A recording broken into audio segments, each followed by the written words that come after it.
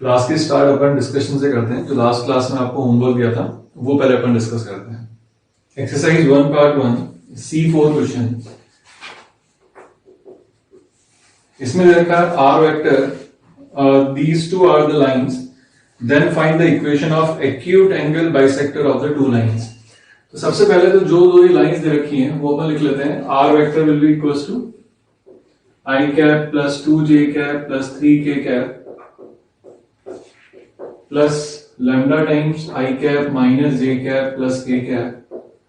और जो दूसरी लाइन है r vector will be equals to i cap plus 2j cap plus 3k cap plus mu times i cap plus j cap minus k cap. सबसे पहले तो अगर आपको एक्यूट एंगल बाइसेक्टर या ऑब्ट्यूस एंगल बाइसेक्टर फाइंड करना है या line की इक्वेशन फाइंड करनी है तो सबसे पहले तो आपको इनका पॉइंट ऑफ इंटरसेक्शन निकालना पड़ेगा, जो कि साफ दिख रहा है कि दोनों लाइन का पॉइंट ऑफ इंटरसेक्शन जो है 1 2 3 1 2 3 दोनों में पॉइंट आ रहा है। इसका मतलब दोनों लाइन जो इंटरसेक्ट हो रही है वो पॉइंट 1 2 3 है। तो चाहे एक्यूट एंगल बाइसेक्टर हो या ऑब्ट्यूस एंगल बाइसेक्टर हो वो भी वहीं से ही पास होगा। अब यहां पे अगर ये लाइन इस वेक्टर के पैरेलल है तो इसको ये वेक्टर बोल देता हूं, ये सेकंड लाइन इस वेक्टर के पैरेलल है तो इसको बी वेक्टर बोल देता हूं। तो आप पहले चेक करो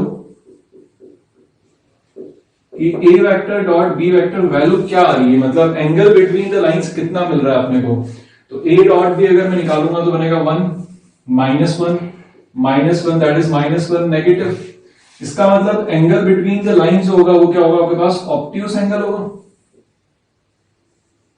तो जो दो लाइंस आपको दे रखी है ना वो इस फॉर्मेट में होगी आपके पास।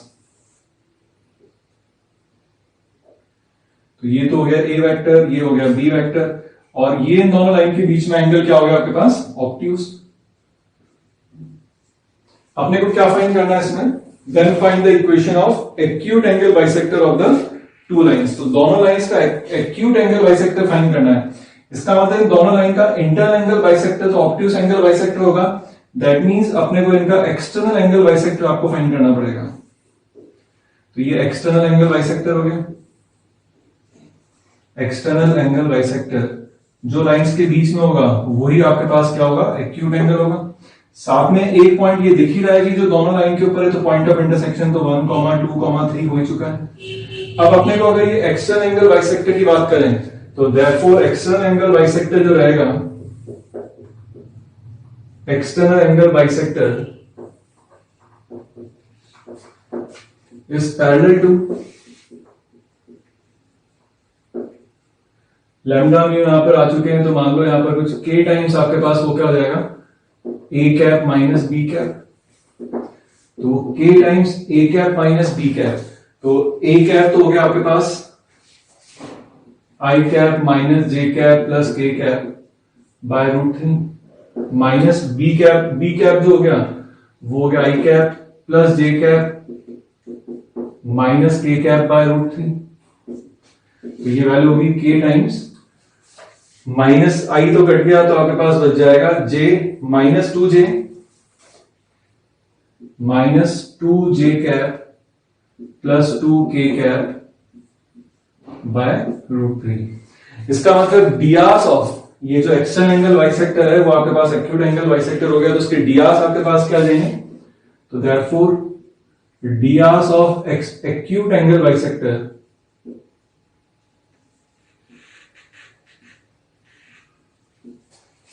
वो कितने होगा आपके पास, -0 -2/√3 एंड 2/√3। तो कितना बनेगा -1 और 1। तो ये आपके पास क्या आ गया, उसके एक्सटर्नल एंगल बाइसेक्टर रिजल्ट आ गया। तो अब आपसे जो पूछा गया वो क्या पूछा हुआ है, equation of acute angle bisector. This implies equation of acute angle bisector वो क्या हो जाएगी आपके पास, पॉइंट तो मिल ही रहा है जहां से लाइन पास हो रही है। तो I cap plus 2j cap plus 3k cap plus कुछ t टाइम्स मान लेता हूं और वो क्या बन जाएगा आपके पास -j cap plus k cap. ये आपके पास acute angle bisector between the two given lines की इक्वेशन आ गई। नेक्स्ट एक्सरसाइज में चलते हैं। Exercise 1 part 2 C6 question. 1/2 का जो C6 क्वेश्चन है उसके अंदर दे रखा है the vertices of a triangle are this and this, a vector representing the internal bisector of angle A. तो अगर आपको यहां पर ABC ट्राइंगल की अगर वर्टिसेस गिवन है वो है 1 1 2, B हो गया अपने पास 4 3 1 और C हो गया आपके पास 2 3 5। तो आपको equation of inter angle bisector find करने के लिए कहा गया, ठीक है। तो अपन यहां पे सबसे पहले अगर ये लेंथ AB निकाल लेते हैं तो AB जो लेंथ होगी वो under root of 9 plus 4 plus 1 तो रूट 14। AC अगर निकाल लेते हैं तो वो वैल्यू आ जाएगी AC अपने पास 1 प्लस 4 प्लस 9 तो रूट 14। इसका मतलब ये ट्राइंगल आपके पास आइसोसेलेस ट्राइंगल हो गया और AD जो है वो आपके पास इंटरनल एंगल बाइसेक्टर है।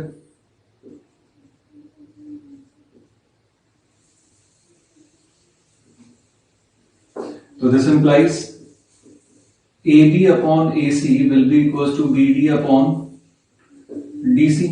So this implies BD is to DC will be equals to 1:1। तो ये इसका क्या हो गया मिड पॉइंट। तो D के कोऑर्डिनेट्स अपने को मिल जाएंगे 4 प्लस 2 6/2 3 और ये क्या हो गया 3। तो देयरफॉर इक्वेशन ऑफ अगर ये इसके कोऑर्डिनेट अपने को 3 3 3 मिल गए तो देयरफॉर इक्वेशन आपसे क्या पूछा हुआ इसमें vector bisector vector representing inter angle bisector. तो therefore vector representing inter angle bisector क्या हो जाएगा आपके पास AD वेक्टर।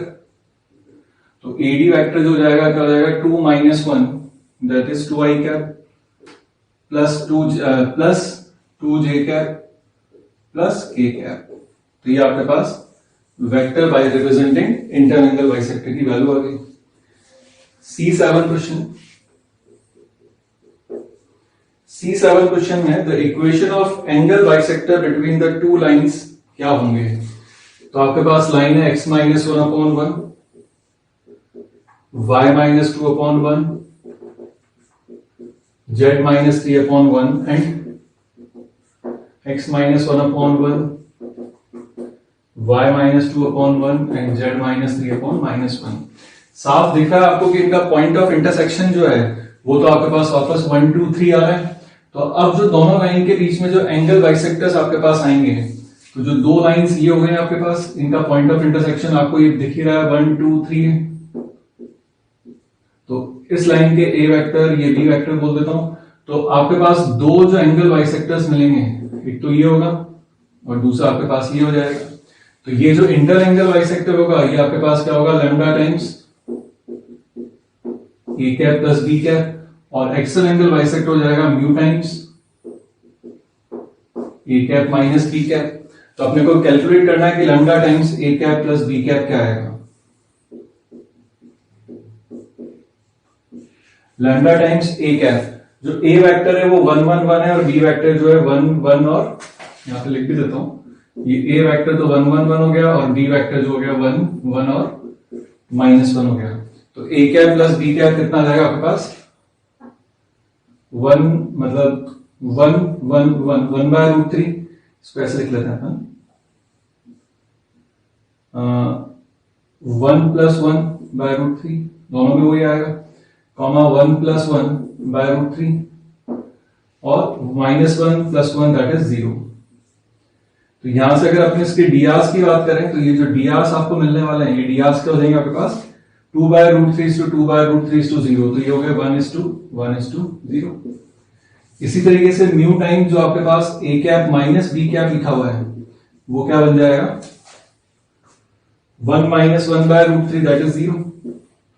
1 - 1/√3 0 -1 - 1 that is -2/√3। तो ये डियास अपने पास क्या जाएंगे 0 0 1। तो देयरफॉर इक्वेशन अगर मैं लिखना चाहूं यहां से कि दोनों अगर बाइसेक्टर्स की इक्वेशन अगर लिखनी है तो therefore equation of angle bisectors आपके पास क्या आएंगी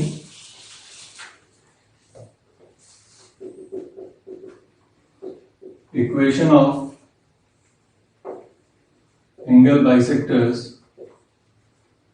वो आ जाएगी आपके पास x minus 1 upon 1 y minus 2 upon 1 और तीसरा लिखा हुआ आपके पास z माइनस 3 अपॉन 0 एंड दूसरा बाइसेक्टर आ जाएगा आपके पास x माइनस 1 अपॉन 0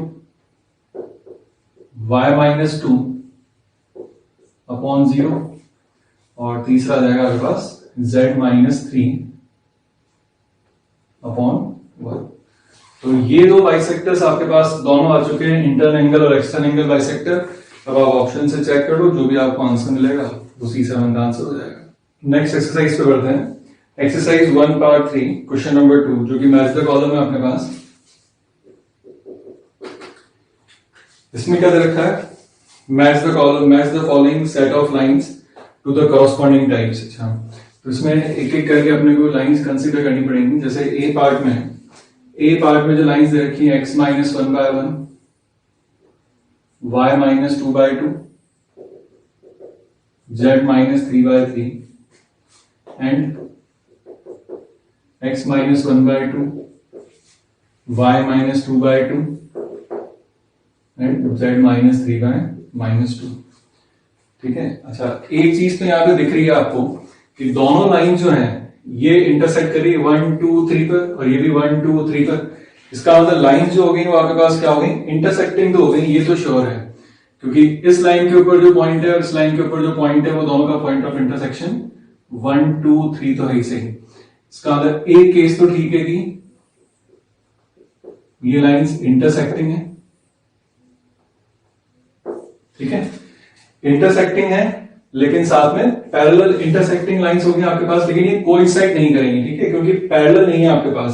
तो अगर अपन ऑप्शंस में देखें तो अपने पास जो ऑप्शंस हैं वो क्या क्या है? Parallel but not coinciding. तो कोइंसाइड तो करेगी, इंटरसेक्टिंग एक ऑप्शन है Q, skew lines and coincident. Coincident हो नहीं सकती क्योंकि आपके पास ये इंटरसेक्ट करेंगी और दोनों के डीआर जो है वो अलग अलग हैं। तो ऑब्वियसली लाइन सिर्फ क्या होंगी? इंटरसेक्टिंग ही होंगी। तो ए का जो आंसर हो जाएगा वो आपके पास क्यू हो जाएगा। ठीक है। अच्छा, इसके बी पार्ट पर अगर अपन चले तो बी पार्ट क्या रखा है? दो लाइंस कौन कौन सी है? x minus 1/1, y minus 2/2, z minus 3/3 और फिर है x minus 5/1, y minus 2/2, z minus 3/3। ठीक है। तो अब यहां पे दिख रहा है कि दोनों के डीआर्स, सिंस डीआर्स आर सेम, इसका मतलब लाइंस क्या हो गया आपके पास? दो पॉसिबिलिटी हो सकती है लाइंस अगर डीआर्स अगर सेम हो गए तो दो पॉसिबिलिटी क्या होंगी? एक तो लाइंस पैरेलल तो श्योर है होंगी, लेकिन ऑप्शन में आपको कोइंसाइडिंग भी दे रखा है ना। अभी कोइंसाइडिंग होंगी या नहीं होंगी, पैरेलल तो श्योर है। तो उसके लिए क्या करें? इस लाइन के ऊपर जो पॉइंट है, इस लाइन के ऊपर पॉइंट अपने को दिख रहा है कि 1 2 3 है।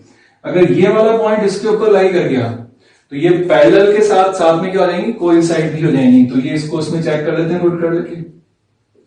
तो चेक करें तो अपने पास क्या आएगा? 1 पुट करोगे तो ये वैल्यू हो जाएगी -4/1, 2 पुट करोगे तो ये जाएगा 0 और 3 पुट करोगे तो हो जाएगा 0। इसका मतलब ये बराबर नहीं है। इसका मतलब लाइंस क्या होंगी? सिर्फ ये पैरेलल होंगी, कोइंसाइडिंग नहीं होंगी।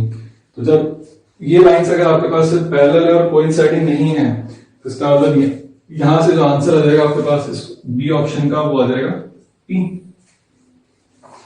तो सी पर बढ़ते हैं।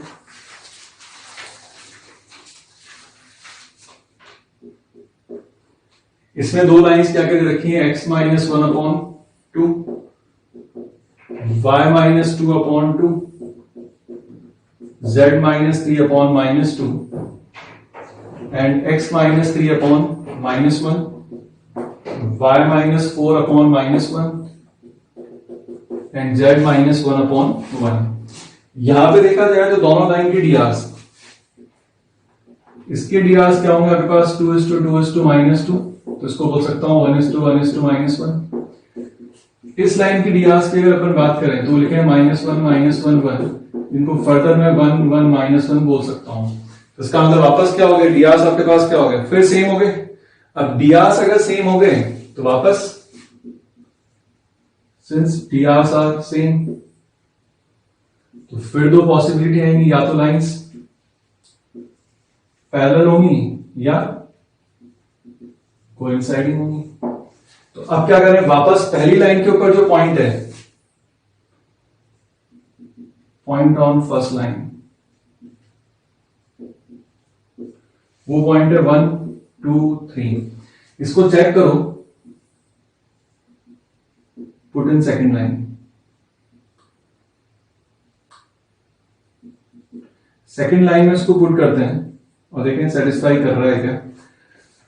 1 पुट करेंगे तो बनेगा -2 अपॉन -1, 2 पुट कर दूंगा तो -2 अपॉन -1 और 3 पुट करूंगा तो 2 अपॉन 1। तो कर रहे हैं, इसका मतलब क्या हो गया, ये लाइंस आपके पास पैरेलल तो क्या होंगी आपके पास, अब पैरेलल नहीं होंगी, मोर प्रिसाइजली क्या होंगी, कोइंसाइडिंग हो जाएंगी। इसका मतलब जो सी वाला पार्ट है उसका आंसर क्या आएगा आपके पास, कोइंसाइडिंग, दैट इज एस। तो इसका आंसर आपके पास एस हो गया।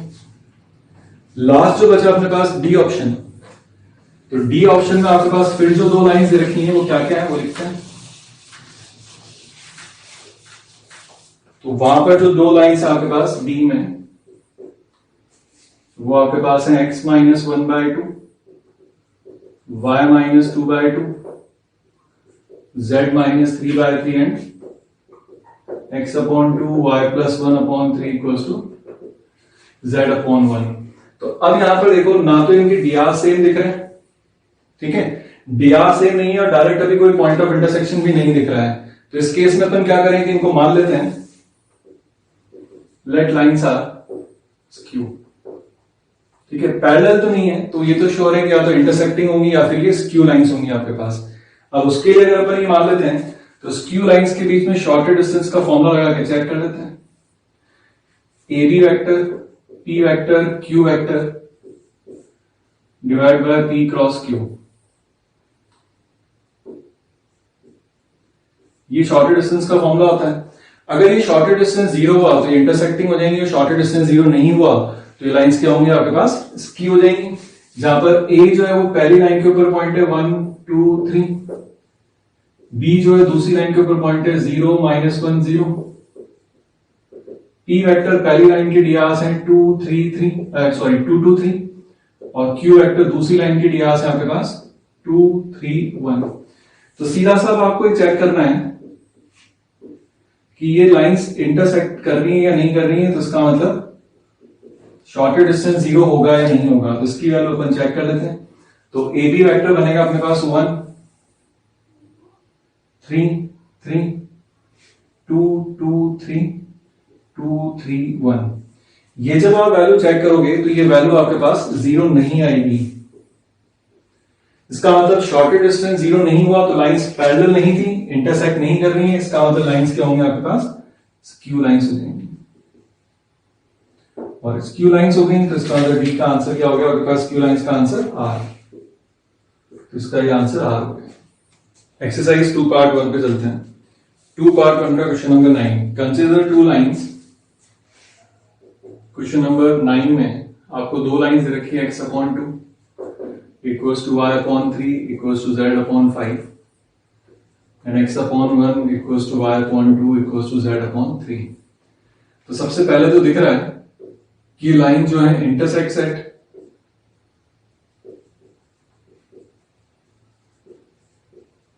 Eight origin 0 0 0। इसका मतलब दोनों के जो एंगल बाइसेक्टर्स होंगे वो तो हमेशा ओरिजिन से ही पास होंगे, ठीक है, ये चीज तो श्योर है। अब अगर यहां पे अगर अपने पास लाइंस ही हो गई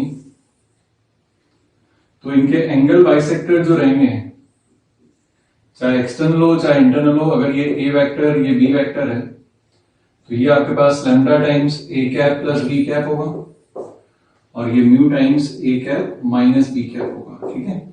इसका मतलब अगर मैं ए कैप लैम्डा टाइम्स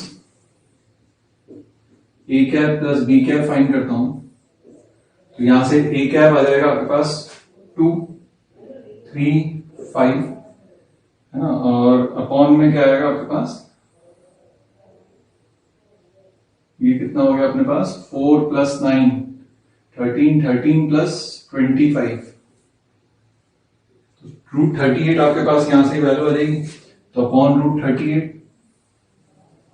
ऐसे लिख लेते हैं। आपके पास जो पहली लाइन बनेगी वो बन जाएगा 2/2 i cap plus 3j cap plus 5k cap by root 38 plus फिर आ जाएगा आपके पास i cap plus j cap plus 2j cap plus 3k cap by क्या वैल्यू आएगी 1 प्लस 4 5 5 प्लस 9 रूट 14। अच्छा, अगर मैं यहां पर ये हटा के लैम्डा टाइम्स या ये हटा के अगर मैं देखूं कि प्लस माइनस भी अगर मैं लगा देता हूं, तो डिनोमिनेटर में रूट 38 और रूट 14 है, तो इसका मतलब इसके जो डीआर्स होंगे उनमें रूट 38 रूट 14 तो आएगा आपके पास, लेकिन जो बी ए और बी ऑप्शन है उनमें कहीं पर भी ऐसा नहीं दे रखा है। इसका मतलब अपन ये बोल सकते हैं कि options A and B are wrong, are incorrect. ठीक है, क्योंकि इनके डीआर्स में आपके पास रूट 38 रूट 14 वाला फैक्टर जरूर दिखना चाहिए, तो वो है नहीं, तो इसका ए और बी ऑप्शन तो गलत है। फिर कह रहा है कि line passing through origin C option है and is perpendicular to this line. ठीक है, तो सी ऑप्शन को अपन चेक कर लेते हैं कि वो सही है या नहीं है। तो एक चीज तो श्योर है कि जो भी बाइसेक्टर हो, है ना, एंड द लाइन, अच्छा दोनों लाइंस के ऐसी चीज अपने को line through the origin and is perpendicular to the given lines, ऐसी लाइन जो कि ओरिजिन से पास हो रही है और इन दोनों के परपेंडिकुलर हो, वो लाइन आपके पास ये वाली होगी या नहीं होगी, चेक करनी है अपने को। तो अपन मान लेते हैं like DRs of the line perpendicular to given lines B A B C. इसका मतलब सिंस पहले ये जो लाइन है ये आपके पास इस फर्स्ट लाइन के परपेंडिकुलर है, तो इसका मतलब यहां पे इक्वेशन आएगी 2a plus 3b plus 5c equals to 0, और यही लाइन वापस सेकंड के भी परपेंडिकुलर है, तो a plus 2b plus 3c equals to 0। इनको क्या करो आप इन टर्म्स ऑफ c या किसी के भी सॉल्व कर लो, तो जब आप इनको सॉल्व करोगे इन टर्म्स ऑफ c, तो a is to b is to c जो आपके पास वैल्यू आएगी, तो a upon 1 b upon 1 c upon minus 1 आ जाएगा, ये वाली वैल्यू आ जाएगी। इसका मतलब जो डीआर्स आपके पास हो चुके हैं, तो डीआर्स आपके पास आएंगे 1 1 और -1।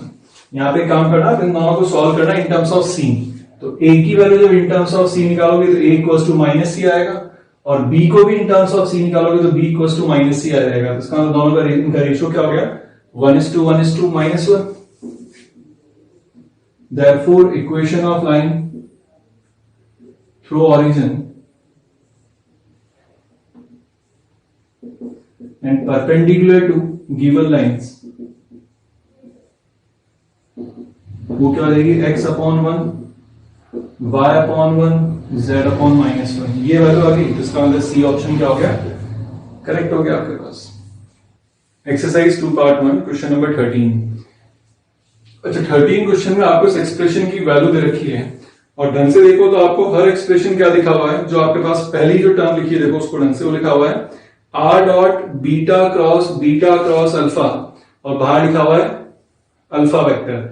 इसका मतलब ये जो वैल्यू अंदर बॉक्स में जो लिखी है ऊपर आपके पास वो क्या है, कोई स्केलर क्वांटिटी है into alpha vector upon alpha cross beta भी आपके पास क्या है, कोई वेक्टर क्वांटिटी ही मतलब स्केलर क्वांटिटी है। तो एक्चुअली जो फर्स्ट टर्म लिखी है वो लैम्डा टाइम्स या कांस्टेंट टाइम्स अल्फा लिखा हुआ है, दूसरा लिखा हुआ है कांस्टेंट टाइम्स बीटा, और तीसरा लिखा हुआ है constant times alpha cross beta.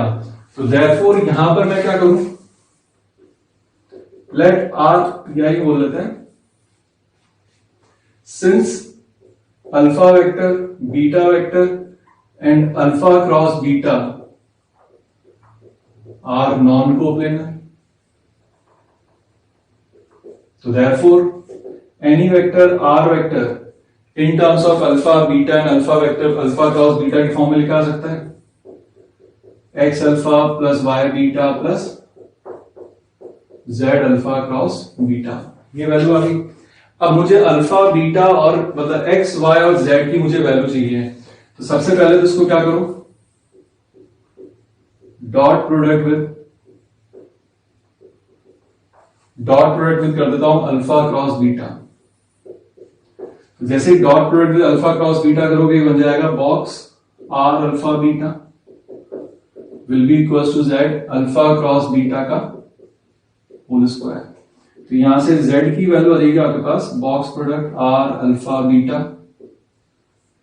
Divide by modulus of alpha cross beta का होल स्क्वायर। ये तो आ गया z, ठीक है। इसको फर्स्ट बोल रहा हूं मैं इक्वेशन को। फर्दर यहां पर मुझे क्या चाहिए, x और अब मुझे x और y की वैल्यू चाहिए, तो इसी को वापस में क्या करूं,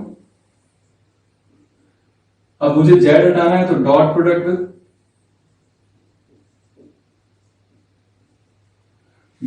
विद यहां पर आप कर दो alpha vector and beta vector. तो डॉट प्रोडक्ट में जब आप अल्फा वेक्टर करोगे तो आपके पास ये वैल्यू क्या देगी, alpha dot alpha into x vector, sorry into x, plus alpha dot beta into y will be equal to r dot alpha. And दूसरी इक्वेशन जब आप बीटा के साथ डॉट करोगे तो ये बन जाएगा alpha dot beta into x plus beta dot beta into y will be equal to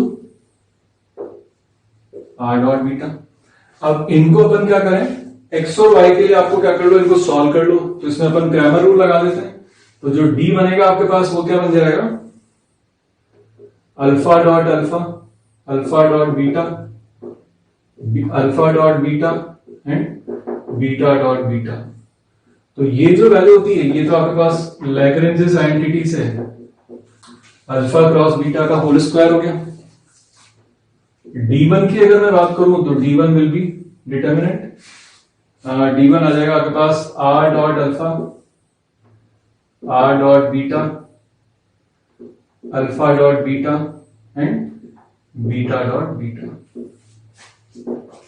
तो ये वैल्यू बन जाएगी अपने पास R dot alpha into beta dot beta minus R dot beta into alpha dot beta. इसको further अगर देखा जाए तो यहां से मैं R वेक्टर डॉट अगर ये बाहर निकालता हूं तो यहां पर बनेगा beta dot beta into alpha minus alpha dot beta into beta. तो ये देखा जाए अगर बीटीपी की फॉर्म में है तो ये बीटीपी की फॉर्म में आपके पास क्या लिखा हुआ है, अल्फा बाहर आता है तो beta cross alpha cross beta, ये आपके पास इस फॉर्म में लिखा हुआ है।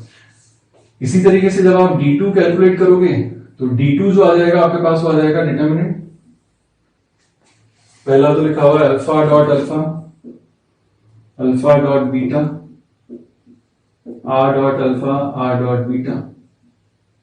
तो ये वैल्यू बन जाएगी आपके पास alpha dot alpha into R dot beta minus alpha dot beta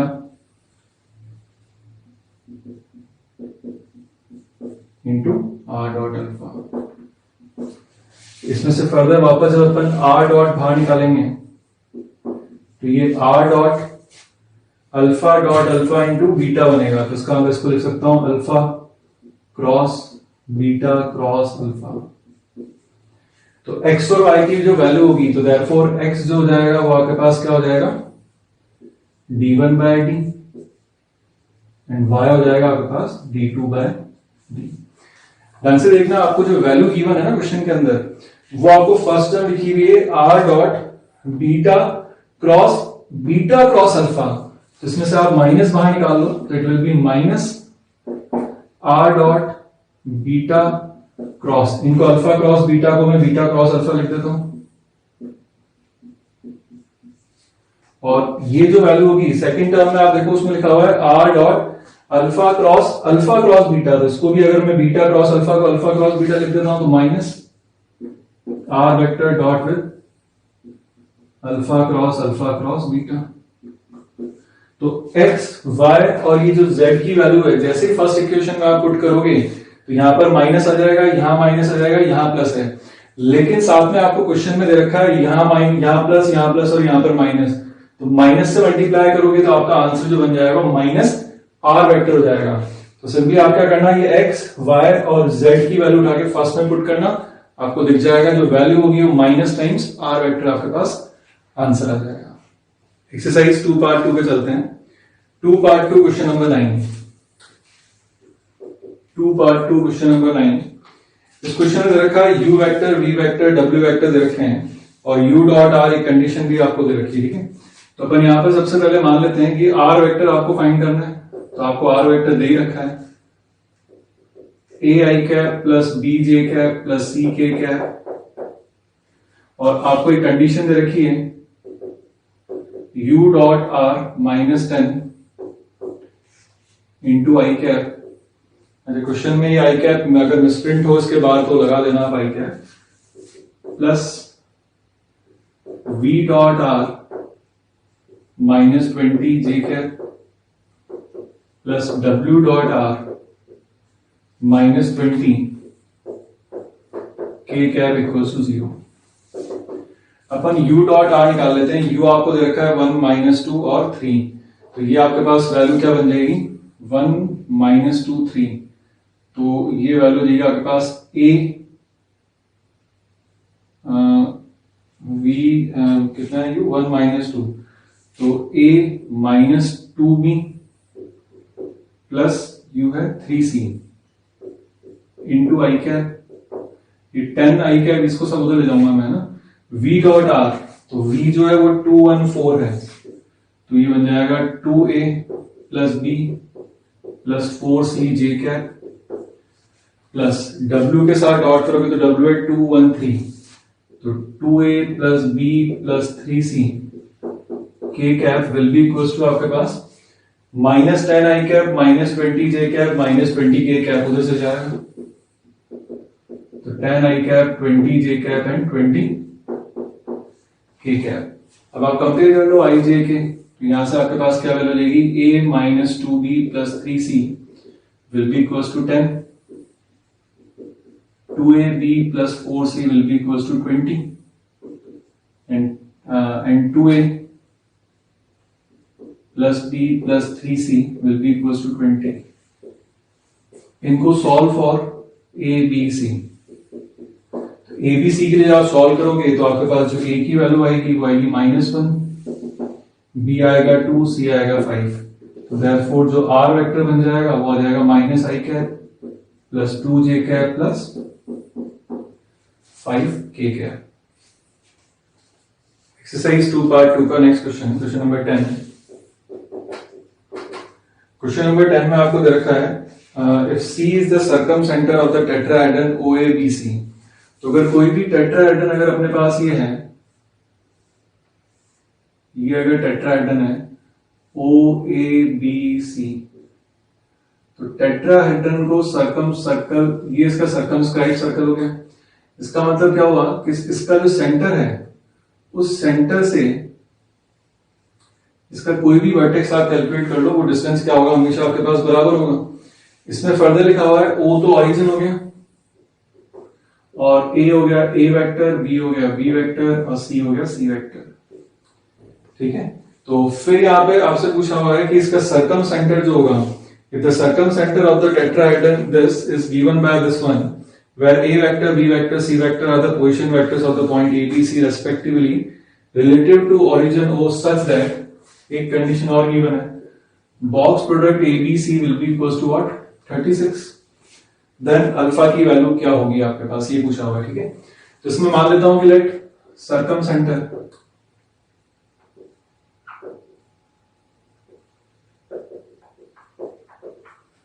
centre B at point E, अगर ये सर्कम सेंटर E पर हो गया, इसके पोजीशन वेक्टर में यहां पर इसके R वेक्टर मान लेता हूं, तो एक चीज तो श्योर है कि आपके पास E, आप OE निकालो या कुछ भी आप वैल्यू कैलकुलेट कर लो, OE will be equals to AE will be equals to BE will be equals to CE, क्योंकि सर्कम सेंटर कहीं पर भी होगा तो उसका चारों वर्टेक्स से डिस्टेंस क्या होने वाला है, सेम होने वाला है। तो इसका मतलब यहां पर हो गया modulus of O E vector, modulus of A E vector, modulus of B E vector equals to modulus of C E vector. तो ये बन गया modulus of r vector, r minus A vector, r minus b और r minus c. तो यहां से अगर अपन इनको दो दो को लेकर स्क्वायर करके अगर अपन सॉल्व करें तो क्या कंडीशन आ जाएगी, mod r square will be equals to mod r square plus mod A square minus 2 times r dot a. ये वैल्यू आ गई तो यहां से घट गया, इसका मतलब आर डॉट ए की जो वैल्यू आ गई वो आ गया mod A square by 2 that is a vector square by 2।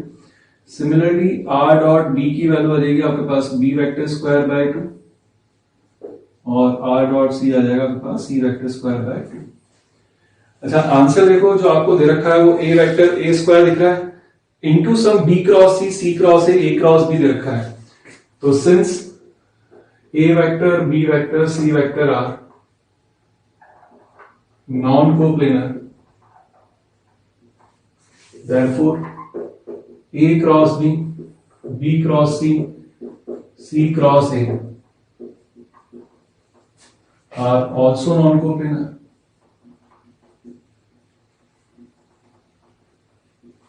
ठीक है, क्योंकि box product of a cross b, b cross C cross a होता है बॉक्स एबीसी का होल स्क्वायर।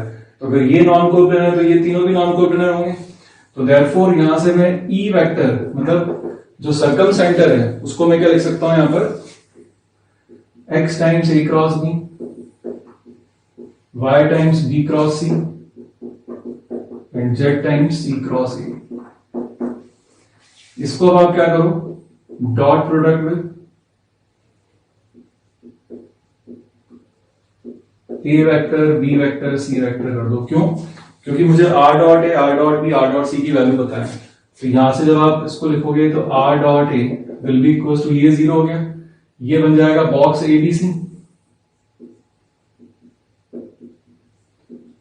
इसका मतलब y की जो वैल्यू होगी आर डॉट ए हो गया आपके पास मॉड ए स्क्वायर मतलब A vector square upon 2 times box ABC. तो बॉक्स एबीसी अपने पास 36, तो ये ए वेक्टर बाय 72 हो गया।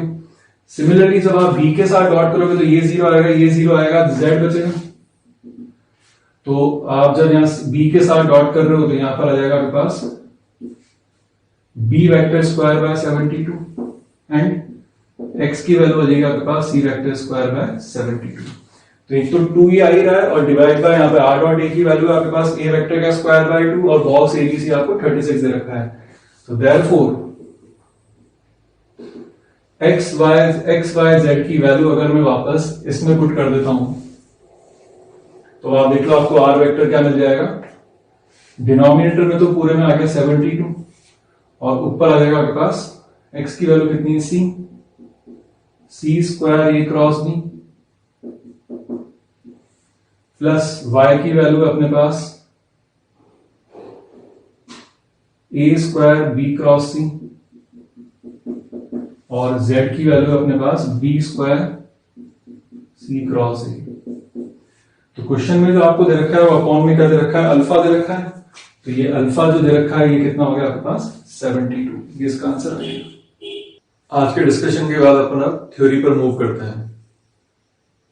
Next theory plane. अब प्लेन जो है आपके पास उसकी इक्वेशंस किस किस फॉर्म में लिखी जा सकती है वो देखते हैं।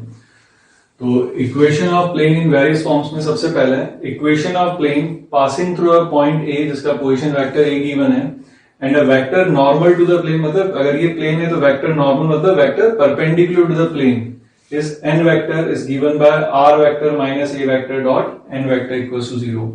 ये इक्वेशन कैसे आई है वो समझते हैं। जैसा कि अपन ने लाइन पढ़ा था ना कि लाइन की इक्वेशन निकालने के लिए अपने को क्या जरूरत है, एक तो उसके ऊपर एक कोई भी पॉइंट मिल जाए और उसके ds मिल जाए तो अपने को लाइन की इक्वेशन लिख सकते हैं। इसी तरीके से प्लेन की इक्वेशन लिखने के लिए आपके पास बेसिक फॉर्म यही है कि उस प्लेन के ऊपर कोई भी एक तो पॉइंट मिल जाए और उसका परपेंडिकुलर वेक्टर अगर आपको मिल जाता है प्लेन के तो प्लेन की इक्वेशन अपन यहां से लिख सकते हैं। तो जैसे आपको ये तो दे रखा है कि इसमें आपके पास क्या है, यहाँ पर कोई भी एक पॉइंट है, ये तो फिक्स पॉइंट है जहां से प्लेन पास हो रहा है जिसके position vector a vector given है। और और एक परपेंडिकुलर वेक्टर आपको normal to plane this given है। इस प्लेन के ऊपर अगर मैं कोई भी अगर वेरिएबल पॉइंट, ये तो फिक्स पॉइंट है, और अगर मैं कोई भी variable point P R vector बोल देता हूं, तो ये पी ए वेक्टर जो आपके पास बनने वाला है, यहां से जो आपके पास पी ए वेक्टर बनेगा, और नॉर्मल ये है आपके पास, इसका मतलब यहां पे जो नॉर्मल वेक्टर है वो आपके पास ये हो गया। तो ये दोनों 90 डिग्री पर ही तो रहेंगे आपके पास। इसका मतलब यहां से अगर देखा जाए तो since P A vector perpendicular to N vector, तो therefore P A dot N will be equal to क्या होगा, 0। पी ए डॉट एन क्या बन जाएगा आपके पास, A vector minus R vector dot N vector will be equal to 0। इसको further minus से मल्टीप्लाई कर देता हूं, तो r vector minus A vector dot with n vector equals to 0। तो ये आपके पास प्लेन की इक्वेशन हो गई। तो ध्यान रखें कि प्लेन की इक्वेशन अगर आपको कैलकुलेट करना है तो इसके ऊपर कोई भी एक कोऑर्डिनेट फाइंड कर लो और इसके वेक्टर नॉर्मल टू फाइंड कर लो। तो वेरिएबल पॉइंट जो है ये पी है आपके पास, आर वेक्टर, तो r vector minus A vector dot with n vector will gives you the equation of plane. इसी को अपन और फर्दर अगर आगे लिखें तो ये आपके पास बन जाएगा r dot n equals to a dot n. तो ए वेक्टर आपको गिवन है क्योंकि वो फिक्स पॉइंट है, और एन वेक्टर कोई आपके पास परपेंडिकुलर वेक्टर भी गिवन है, तो ये कोई ना कोई कुछ कांस्टेंट वैल्यू आएगी। तो इसी को फर्दर अपन क्या लिख सकते हैं, r vector dot N vector will be equal to some constant d. तो ये भी आपके पास प्लेन की इक्वेशन ही कहलाएगी। तो ये वेक्टर फॉर्म में ही है, लेकिन वेक्टर फॉर्म में इसे अपन क्या बोलेंगे, equation of plane in general form. तो ये जनरल इक्वेशन ऑफ प्लेन होती है आपके पास। अच्छा, ये दोनों फॉर्म अभी अपन ने किस में लिखी है, प्लेन की इक्वेशन कौन सी फॉर्म में लिखी है अपन ने, वेक्टर की फॉर्म में लिखी है। अब कार्टेशियन फॉर्म की अगर अपन बात करें तो टाइप फर्स्ट फॉर्म फर्स्ट ही ले रहे हैं, लेकिन अब कार्टेशियन फॉर्म में अपने पास क्या होगी, equation of plane passing through point a x1 y1 z1 is given by a times x minus x1 plus b times y minus y1 plus c times z minus z1 equals to 0, where a, b, c are the drs of normal to the plane. अब ये equation जो आई है वो आपके पास इसी form से आई है जो आपने r minus a dot n लिखा हुआ है, उसी से मिलेगी आपको ये भी। देखो कैसे, अगर मेरे पास ये प्लेन तो है ही सी, इसके ऊपर इस बार कोऑर्डिनेट जो दे दिया वो आपको x1 y1 z1 की फॉर्म में दिया हुआ है। तो ये है क्या, एक्चुअली ये a वेक्टर हो जाएगा आपके पास। वेरिएबल पॉइंट p अगर मैं लूंगा तो आपके पास क्या लूंगा, x y z की फॉर्म, तो वो आपके पास कुछ r वेक्टर हो जाएगा। और नॉर्मल वेक्टर दे रखा है, नॉर्मल वेक्टर दे रखा है, उसके क्या दे रखे हैं, drs दे रखे हैं मेरे को।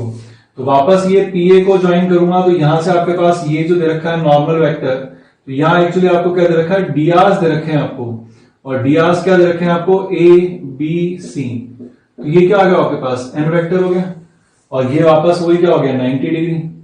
तो देयरफॉर इक्वेशन ऑफ प्लेन की अगर मैं बात करूं तो वेक्टर फॉर्म में अभी जो इक्वेशन ऑफ प्लेन अपन लिख रहे हैं वो क्या लिखी है आपने, r minus a dot with n vector will be equal to 0। तो बताओ यहाँ पे r माइनस ए क्या बनेगा, x minus x1 y minus y1 z minus z1 dot with a B c. तो इसका मतलब वो a times x minus x1 b times y minus y1 c times z minus z1 हो जाएगी। ठीक है, तो इक्वेशन ऑफ प्लेन जो अपन लिख रहे हैं ये एक्चुअली अपन ने कौन सी फॉर्म लिखी है, कार्टेशियन फॉर्म। ये आपने Cartesian form of equation of plane लिखी है और ये वेक्टर की फॉर्म में था। फर्दर इसी को अगर मैं और सिंप्लीफाई करूं तो यहां से आपके पास यही और सिंप्लीफाई होकर इस फॉर्म में बन सकती है। इसको अपन ओपन कर लेते हैं, तो ax plus B Y plus सी जेड ये बनेगा। फिर आपके पास आएगा minus a1 minus ax1 minus b y1 minus c z1। तो यहां से जो वैल्यू आएगी minus ax1 minus common plus by1 plus cz1 equal to 0। इस पूरे को उठा के कुछ कांस्टेंट है ये, तो इसको कुछ कांस्टेंट अलग कांस्टेंट बोल देता हूं। तो यहां से आपके पास प्लेन की इक्वेशन आ जाएगी ax plus by plus C z plus d equals to 0। तो ये आपके पास प्लेन की इक्वेशन कब है, जब आपको नॉर्मल के डियास पता हो और कोई भी एक पॉइंट बताओ। और ये आपके पास जो इक्वेशन है ये आपके पास जनरल इक्वेशन ऑफ प्लेन कहलाती है, general equation of plane.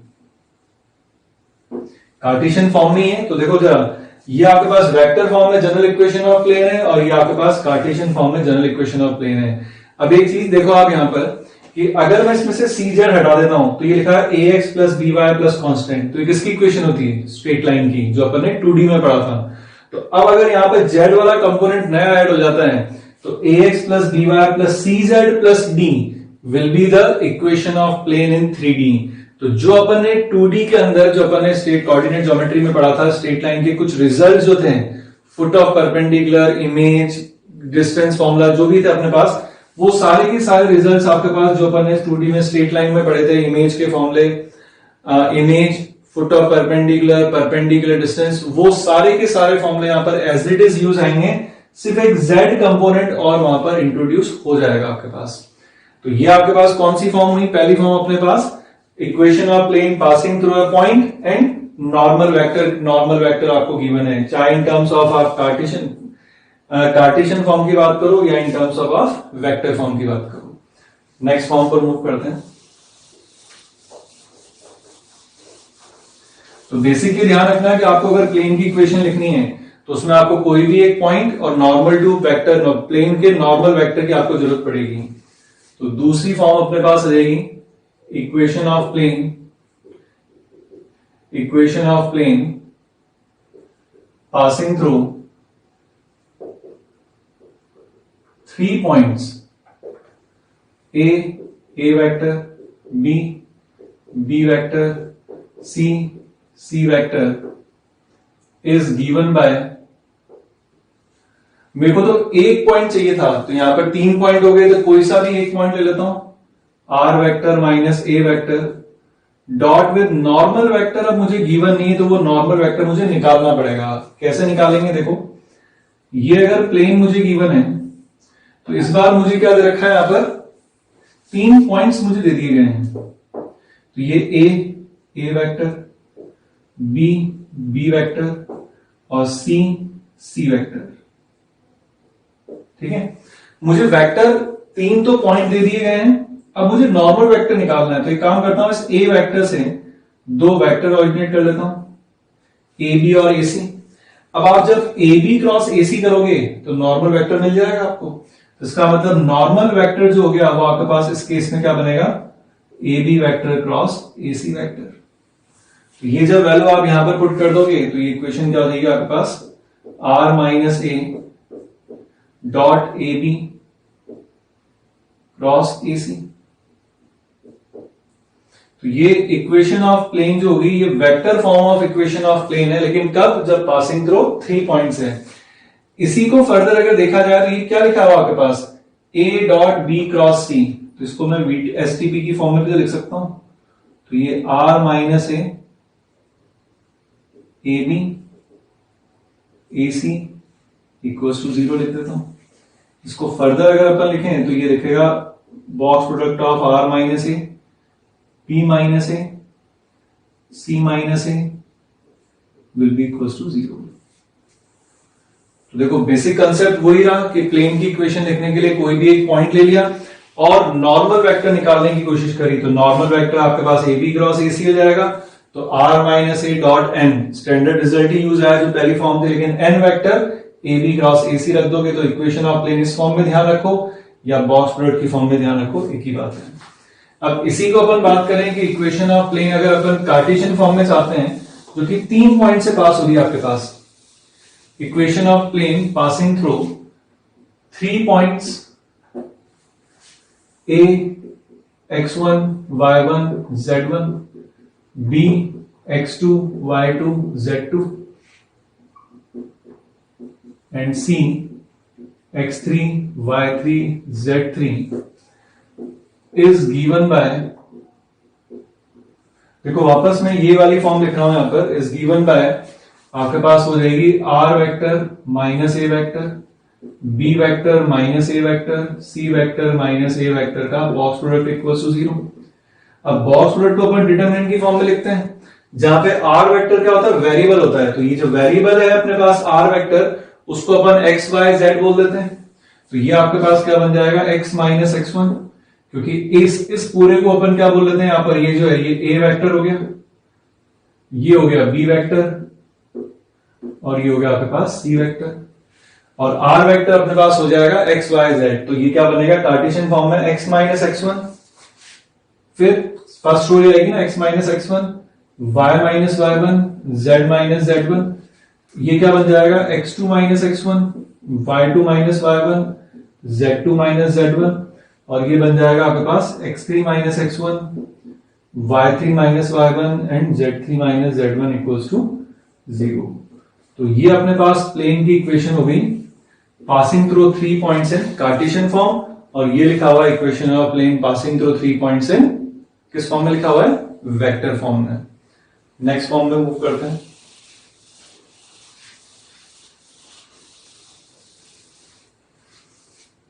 Third, equation of plane passing through a point a vector and parallel to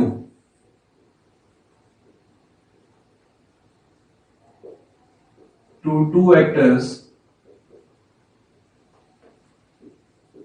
b vector and c vector is given by। वापस देखते हैं कि इस बार आपको क्या गिवन है कि प्लेन तो ये रहा, प्लेन एक पॉइंट से तो आपके पास जो हो रहा है वो पास हो ही रहा है, तो वो पॉइंट तो आपको यूज हो ही जाएगा।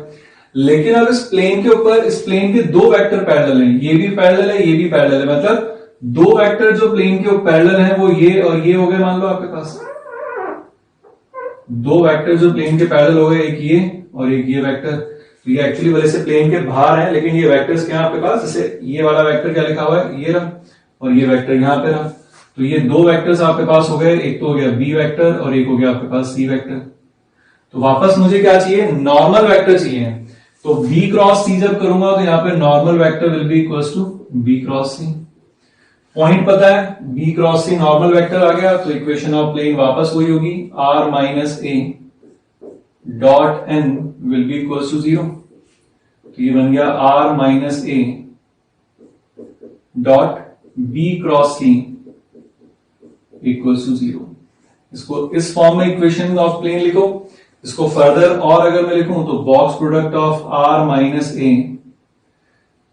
बी सी का बॉक्स प्रोडक्ट 0 हो जाएगा। तो ये आपके पास क्या होगी, प्लेन की इक्वेशन होगी जो कि एक पॉइंट से पास हो रहा है ए वेक्टर से, और पैरेलल वेक्टर्स दो बी वेक्टर और सी वेक्टर के क्या है, पैरेलल वेक्टर है, पैरेलल है आपके पास, ये इक्वेशन होगी। अच्छा, अगर अब मैं यहां पर देखूं कि यहां पर अगर देखा जाए तो box product of 3 vectors is 0। इसका मतलब मैं फर्दर यहां पे बोल सकता हूं कि r vector minus A vector B vector and c vector are coplanar. Coplanar मतलब लीनियरली डिपेंडेंट। इसका मतलब किसी भी एक वेक्टर को मैं r minus a will be equals to lambda b plus mu c लिख सकता हूं। तो this implies r vector will be equals to a vector plus lambda times b vector plus mu times c vector. ये भी आपके पास equation of plane ही है, passing through a fix point a vector and parallel to two vectors b vector and c vector. लेकिन ये जो plane की इक्वेशन आई है आपके पास, ये इक्वेशन आपको कहलाती है पैरामेट्रिक इक्वेशन ऑफ प्लेन।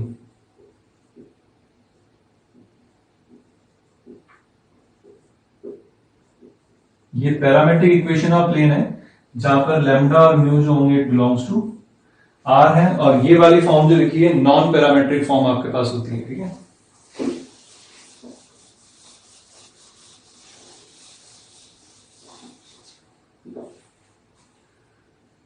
चौथी फॉर्म, फोर्थ फॉर्म जो होती है आपके पास वो नॉर्मल फॉर्म होती है।